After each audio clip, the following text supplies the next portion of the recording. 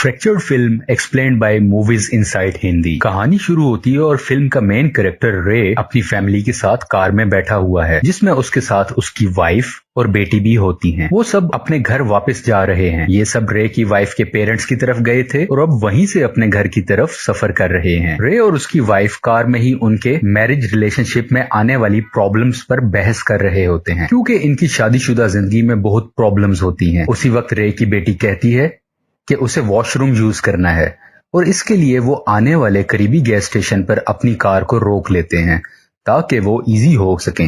Washroom से जब रे की बेटी वापस आती है तो वो अपना मेकअप मिरर कहीं भूल बैठी होती है। इस मिरर के लिए रे की वाइफ वॉशरूम में ढूंढने के लिए जाती है और रे कार की बैक सीट पर देखता है कि इसे ये मिरर मिल सके। इसका ध्यान कार की तरफ होता है और उसी वक्त रे की बेटी के पास एक आवारा कुत्ता आ जाता है जो सामने आकर भौंकता है, जिसकी वजह से रे की बेटी डर जाती है और पीछे की तरफ चलना शुरू कर देती है, जहां एक डीप होल होता है, यानी कि बहुत गहरा गड्ढा होता है। रे उस डॉग को देख लेता है और उसको डराने के लिए उसकी तरफ एक पत्थर फेंकता है ताकि वो डॉग भाग जाए। पर इसी हलचल में रे की बेटी उस होल में गिर जाती है। रे अपनी बेटी को बचाने के लिए बगैर कुछ सोचे समझे उस गड्ढे में छलांग लगा देता है, पर उसको सर पर चोट लग जाती है। इस वक्त तक इसकी वाइफ भी वॉशरूम से उधर आ चुकी होती है। रे की परेशान वाइफ ये सब देखती है और आराम से उस होल में उतरती है और अपनी बेटी के जख्म देखती हुई नजर आती है। इतनी ही देर में रे भी अपनी सेंसेस में वापस आ जाता है और वो अपनी बेटी को उठाकर उस गड्ढे से बाहर आ जाते हैं। रे की बेटी के हाथ पर काफी चोट लगी होती है, तो वो डिसाइड करते हैं कि इसको किसी नजदीक के हॉस्पिटल में लेकर जाएंगे। ये सब कुछ मील सफर करते हैं और हॉस्पिटल पहुंच जाते हैं। यहाँ पर ये डॉक्टर से मिलते हैं। डॉक्टर बताता है कि रे तुम्हारी बेटी के हाथ में फ्रैक्चर है, यानी कि हाथ की हड्डी गिरने की वजह से टूट चुकी है। हाथ को तो प्लास्टर कर दिया जाएगा, पर हमें एहतियातन तुम्हारी बेटी के हेड स्कैनिंग भी करना होगी ताकि मुकम्मल यकीन कर सकें कि गिरने की वजह से सर पर तो कोई चोट नहीं आई। हॉस्पिटल में सर की चोट स्कैन करने वाला एरिया बेसमेंट के अंदर मौजूद होता है। रे अपनी वाइफ को अपनी बेटी के साथ चेकअप के लिए बेसमेंट में भेज देता है और खुद वेटिंग एरिया में सो जाता है, क्योंकि वो बहुत थक चुका होता है। रे 1 घंटे के बाद जागता है और वो हॉस्पिटल स्टाफ से पूछता है कि काफी वक्त हो चुका है, क्या वो अपनी वाइफ और बेटी से मिल सकता है। स्टाफ अपने रजिस्टर चेक करते हैं और रे को बताते हैं कि आपने जो नाम बताए हैं उनका कोई रिकॉर्ड्स हमारे रजिस्टर्स या कंप्यूटर में अवेलेबल नहीं है, यानी कि ना आपकी वाइफ का नाम है ना ही आपकी डॉटर का। उस हॉस्पिटल के बहुत से डॉक्टर्स की ड्यूटी शिफ्ट चेंज हो चुकी होती है, लेकिन नर्स स्टाफ अभी भी वही होता है जो पहले था। एक नर्स बताती है कि रे हॉस्पिटल में अकेला आया था और इसके साथ और कोई शख्स नहीं था। इसके अलावा रे के सर पर चोट भी लगी हुई थी और इसके सर की चोट को मैंने ट्रीट भी किया था। रे परेशानी की हालत में गुस्सा होने लगता है।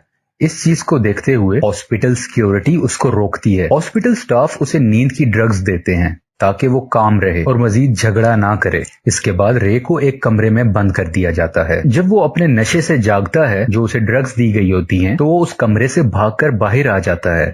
यहाँ वह 2 पुलिस ऑफिसर्स को हाथ से इशारा करता है और उन्हें ये सब हुए वाकये के बारे में डिटेल के साथ बताता है और आखिरकार पुलिस ऑफिसर्स को इन्वेस्टिगेशन करने के लिए मना ही लेता है। जब पुलिस उसके साथ हॉस्पिटल में दोबारा से आती है तो मजीद इन्वेस्टिगेट करती है, जिस पर मालूम होता है कि वाकई रे अकेला आया था और इसके साथ इसका कोई फैमिली मेंबर नहीं था। रे बताता है कि हम गैस स्टेशन पर थे तो वहां मेरी बेटी गलती से गिरी और बाकी सब डिटेल्स भी बताता है।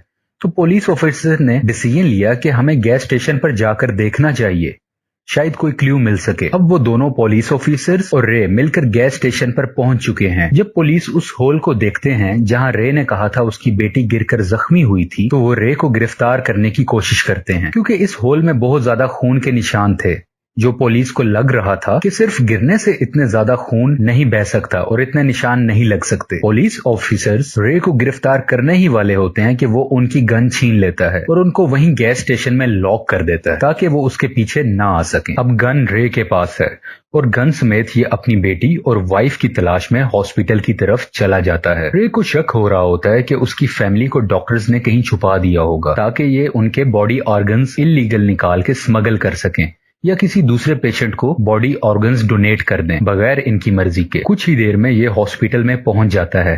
यहाँ पर सिक्योरिटी से लड़ता है और बेसमेंट की तरफ चला जाता है। यहाँ इसे अपनी बेटी नजर आती है जिसके बॉडी ऑर्गन्स अभी निकालने ही वाले होते हैं और साथ इसकी वाइफ भी होती है।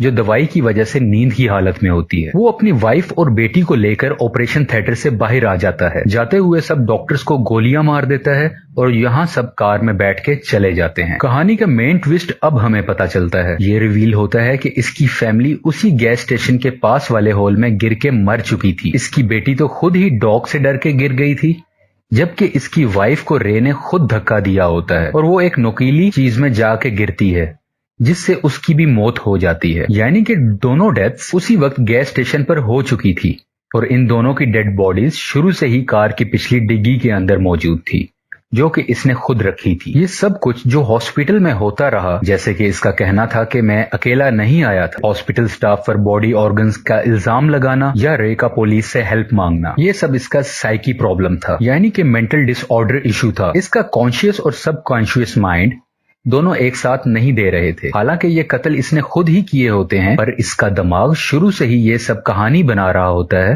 ताकि जो मर्डर्स इसने किए वो उसे इनकार करे। रे एक जहनी मरीज है और वो ये सब कहानी खुद ही सोच रहा होता है, जबकि कत्ल करने वाला वो खुद ही था। और आखिर में हम देखते हैं कि वो लोग जो ये हॉस्पिटल से भगा के लाया था अपनी फैमिली मेंबर समझकर, वो एक सीरियस पेशेंट होती है और वो भी अपनी जान खो बैठती है। आपको एक्सप्लेनेशन पसंद आए तो अपनी फीडबैक कमेंट सेक्शन में बताएं। Thanks for watching.